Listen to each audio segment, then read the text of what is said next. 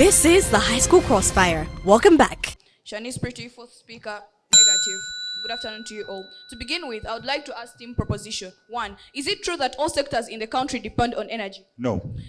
Oh, okay. Is it factual that the main source of energy is petroleum? No. Is climate change inevitable? No. Is climate change a global concern? Yes. Okay.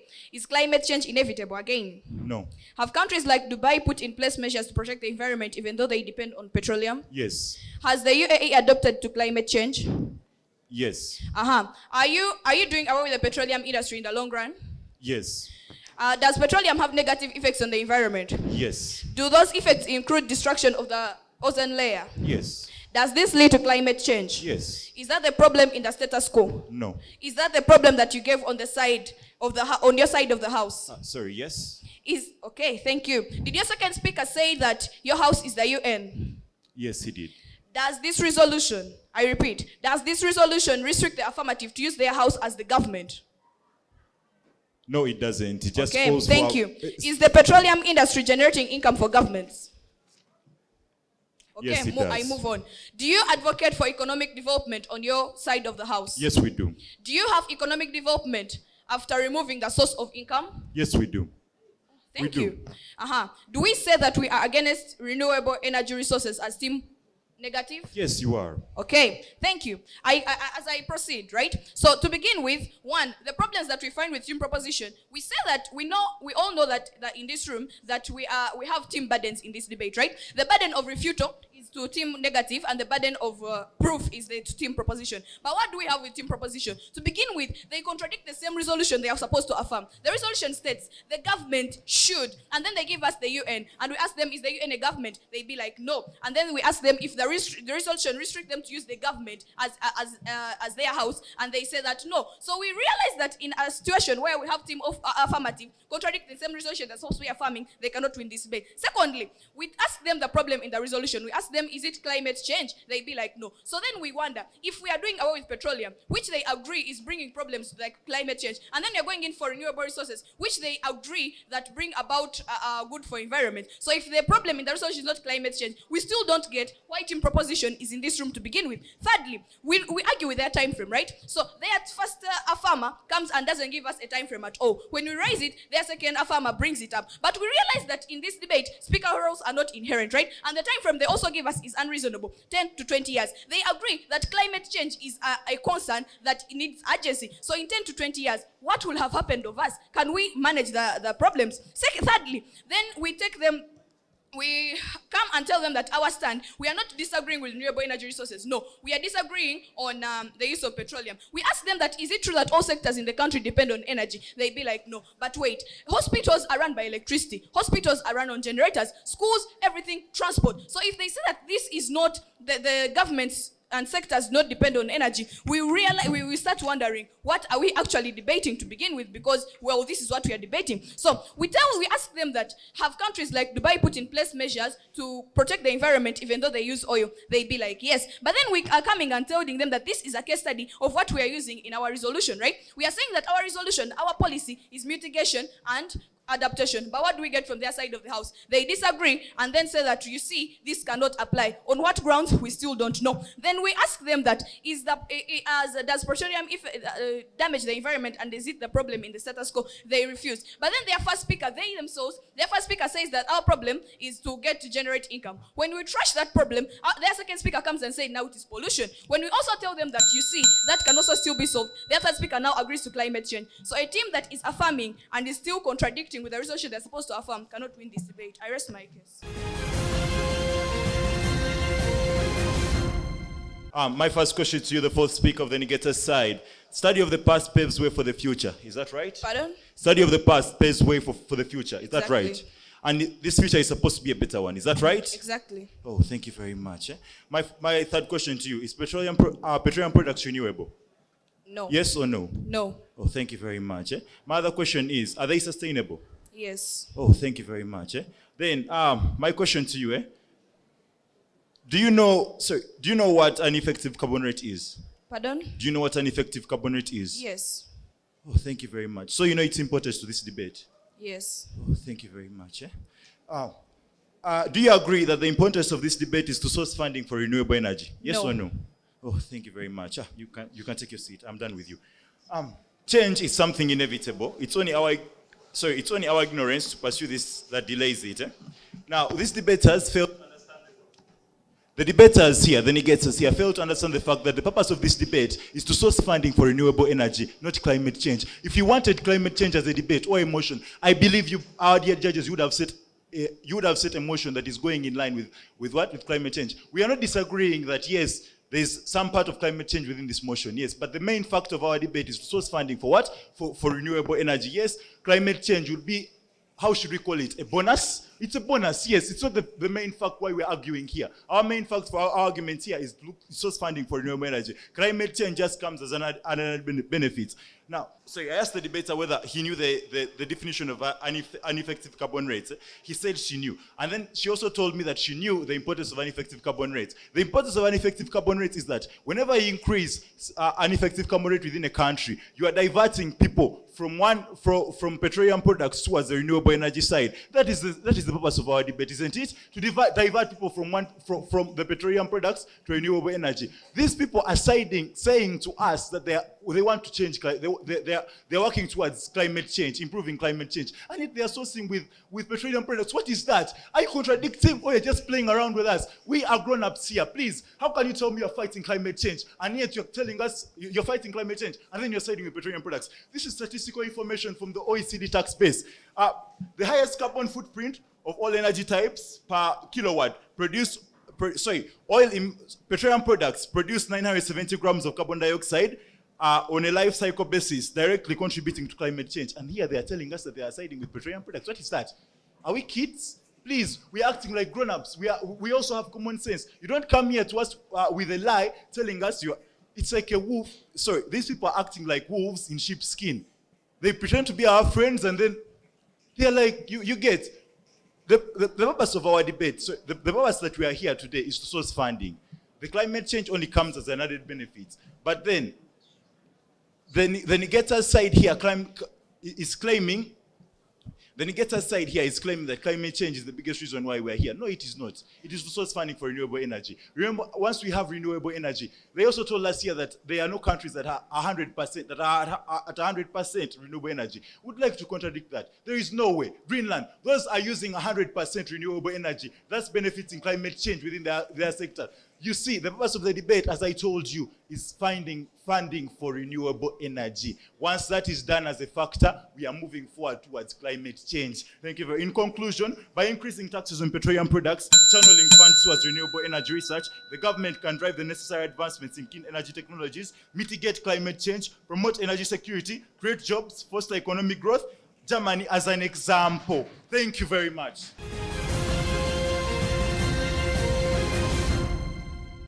I want to start by appreciating both teams, because personally as a judge, I feel this was a very heated argument. Are we together?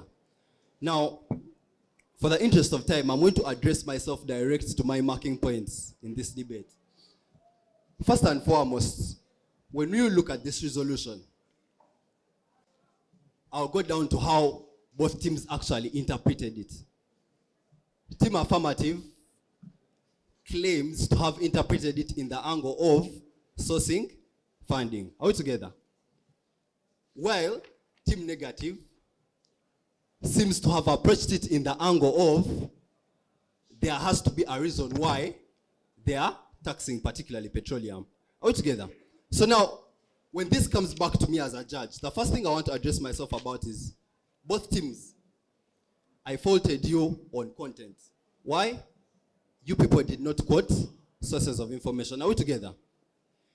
Both teams are clearly aware, however much you state how many statistics, as long as you do not quote a reputable or a very reliable source of that information, you cannot be awarded marks for statistics that you've not accounted for. Are we together? So I faulted both teams in content. Now, I'll go to your strategy. I believe both teams at this stage, because now we are at the octo stage, this is a knockout stage. I believe both teams are fully aware that speaker roles are not hereditary. All together.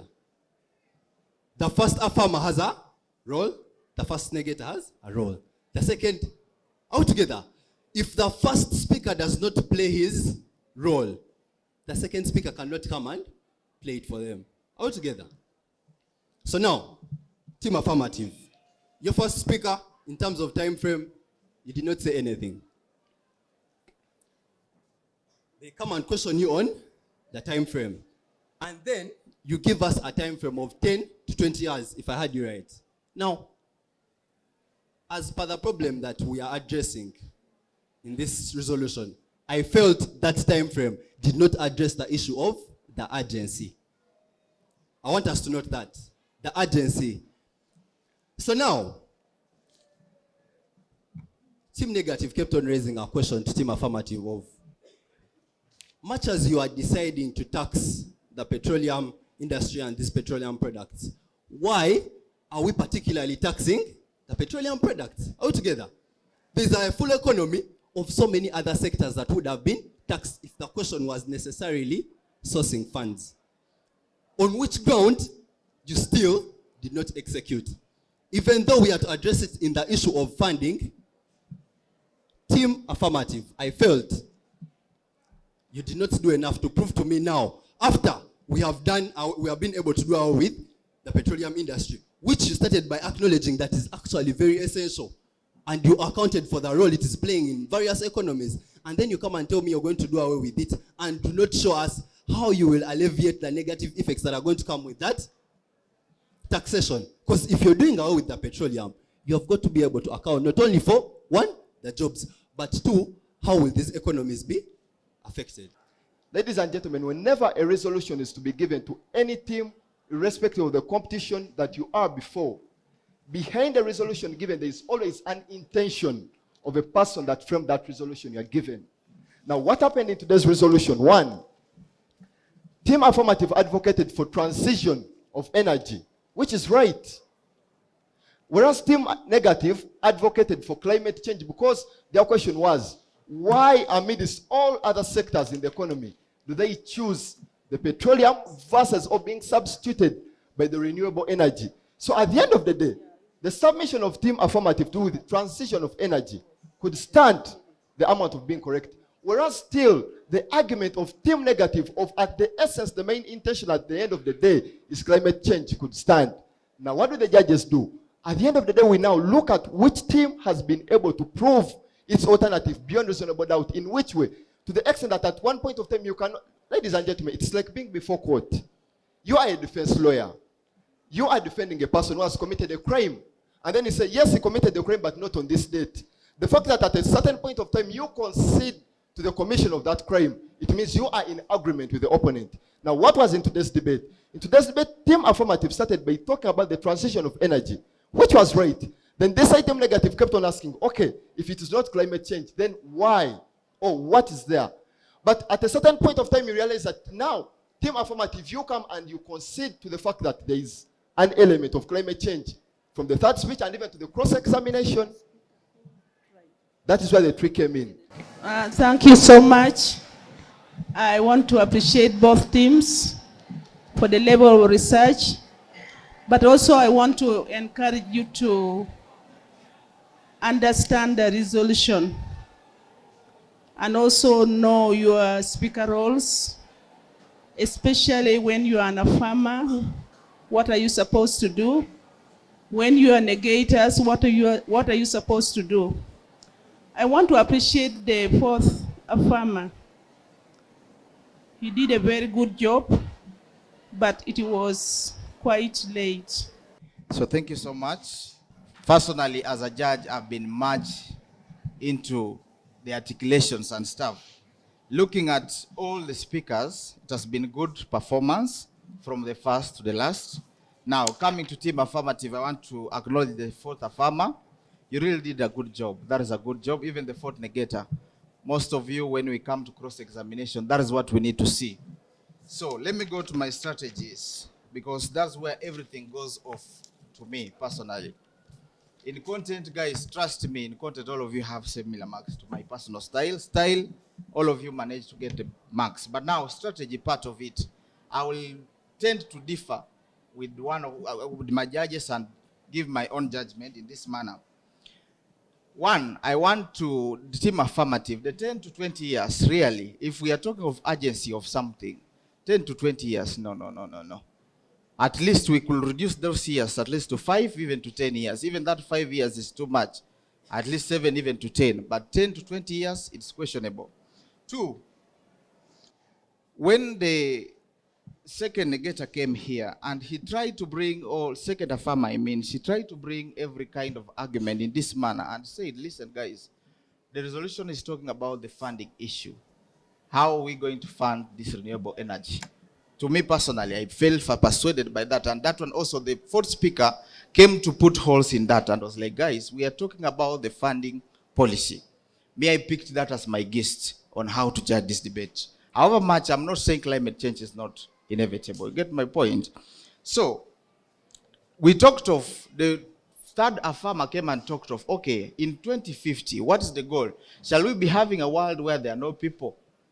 And they asked a question, I remember in a POI, the question was like, are we doing away with the petroleum industry? You answered and said, yes, we are doing away with the petroleum industry. But remember, the first time, you people said petroleum industry is the best. Everybody is working and it's working by every person. You get my point? Now, coming to how the policy is, to me, Team Affirmative, their policy, I bought it into my idea that at least we are looking for how to fund this renewable energy. And that's how my guest comes, as personally as a judge. Now, I love the submission in terms of content. You guys brought content. But now when we talk about how is the source of the content, it's very important. Giving a content, you can give a content, yes. But how is the source? That even us judges, when we are seated here, we can try to look for that source to confirm and give it a true way. Giving just a content is okay, fine. But now, how? How shall we look and confirm into it? You get my point? So next time, if you are giving something like a content, give a source of information. So, this was a very good debate. Now, to my judgments, since most of the things have been said by the previous judges, I made my judgments according to 3 things: the work plan, the perimeters, and also what the biggest problem was. So, looking at the work plan, personally, affirmative number 1, after your speech, I was convinced by your whole argument. Affirmative number 1, personally for me, you were the best speaker for this debate. So, you elaborated on everything and gave a reason as to why.